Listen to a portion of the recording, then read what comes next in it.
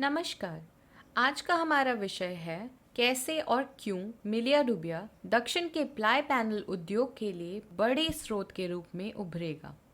दक्षिण भारत स्थित प्लाईवुड और पैनल उद्योग भारत के बाजार में 20% तक की मांग का योगदान देता है। इसके सीमित मार्केट शेयर का मुख्य कारण उद्योग के लिए क्षेत्र में प्लांटेशन टिम्बर की कम उपलब्धता है, जो पैनल इंडस्ट्री के लिए बहुत आवश्यक है।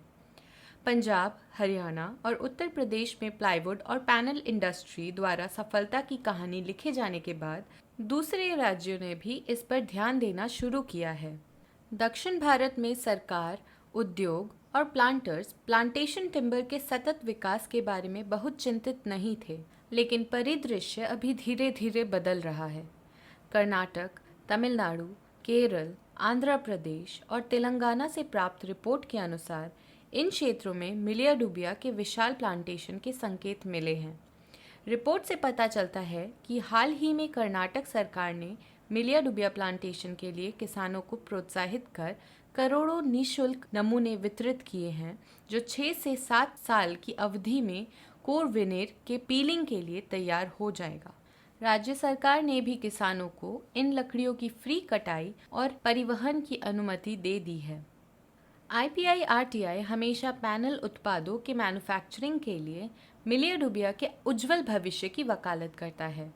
संस्थान ने एक बयान में कहा है कि मिलिया डूबिया भारत की विविध जलवायु और भौगोलिक परिस्थितियों में कृषि व्यवसाय के लिए एक संभावित टिम्बर प्रजाति है।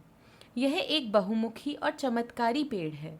यह 10 साल से 25 साल के जीवन चक्र के साथ तेज़ी से बढ़ रहा है, जो विनीर और प्लाईवुड के उत्पादन के लिए विशेष रूप से अनुकूल है। मालाबार नीम के रिपोर्ट और कई अन्य सफल प्रयोग यह साबित करते हैं कि यह प्लाईवुड और पैनल मैन्युफैक्चरिंग के लिए सटीक और सस्टेनेबल रॉ मटेरियल है। वहां से प्राप्त रिपोर्ट में कहा गया है कि दक्षिण भारत में MDF और पार्टिकल बोर्ड की बढ़ती मैन्युफैक्चरिंग क्षमता शुरू होने के कारण MDF और पार्टिकल बोर्ड का बढ़ता उत्पादन भी किसानों को इन टिम्बर स्पीशीज को लगाने के लिए प्रेरित कर रहा है। वर्तमान में दक्षिण भारत में कई प्लाईवुड निर्माता कोर और फेस वेनिर के लिए मिलिया डूबिया का उपयोग कर रहे हैं।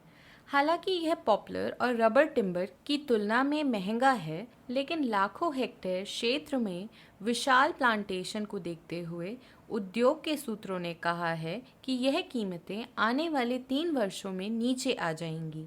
तथ्य यह है कि भारतीय वुड पैनल और प्लाईवुड का भविष्य मुख्य रूप से उद्योग की लकड़ी की स्थायी आपूर्ति पर निर्भर करता है, क्योंकि यह सामग्री की लागत का लगभग 65% योगदान देता है। मालाबार नीम की कीमतें अगले 3 वर्षों में दक्षिण आधारित उद्योग के भाग्य का निर्धारण करेगी।